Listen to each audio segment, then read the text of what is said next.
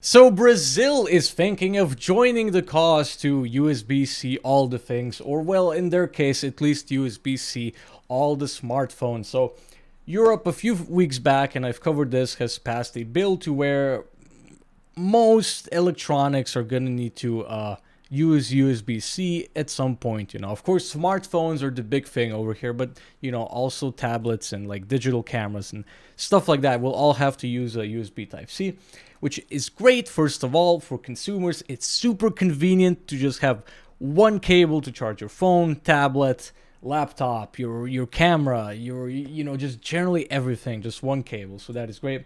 And obviously they are doing this to reduce e-waste because especially from the old days, from like the 2000s and such, I have so many different chargers for different phones, and they're all just completely useless at this point. Whereas, if everything's going to be running USB-C, and I still have like chargers, the normal charger that you plug USB Type A into. I still have those that are like a decade old at this point, Whereas, back when everything had their different chargers, you would just have it for like 2, 3, 4 years. And it's completely useless, literally e-waste. So it does help in the long run, and it's very convenient for consumers. Obviously, the big target here is Apple with their iPhones. They are the major brand, they are the major seller, they're the major player on the market that has not yet USB Type-C their phone, which is weird because their laptops use USB Type-C. I'm pretty sure their new iPads use USB Type-C.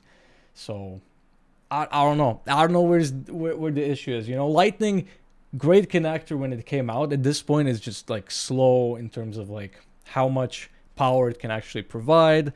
The data rate, it's just worse than USB Type-C. So we should just USB Type-C all the things. So realistically, Europe forcing USB Type-C was enough, right? Because Apple's not going to make a specific smartphone for Europe that uses USB Type-C, because if you have different models on that level, manufacturing just gets more expensive. So, the thing that would make sense is for them to just make an iPhone with USB Type-C, or just a completely wireless iPhone, which I don't think is the play yet.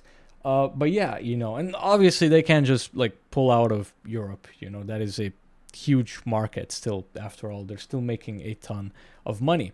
But yeah, Brazil is now joining, now only in the form of smartphones, like I've said. So basically all the smartphones that are able to charge at 15 watts or more. Here it is.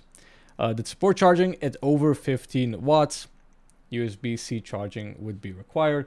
I know the US is also thinking of making a similar law compared to the European law. So it's great. We're just all teaming up. Of course, it can stifle some innovation and stuff like that. But USB-C is genuinely a very good connector. It makes it so convenient to just have one cable. So I don't know. I'm a big fan of this personally. So yeah, great.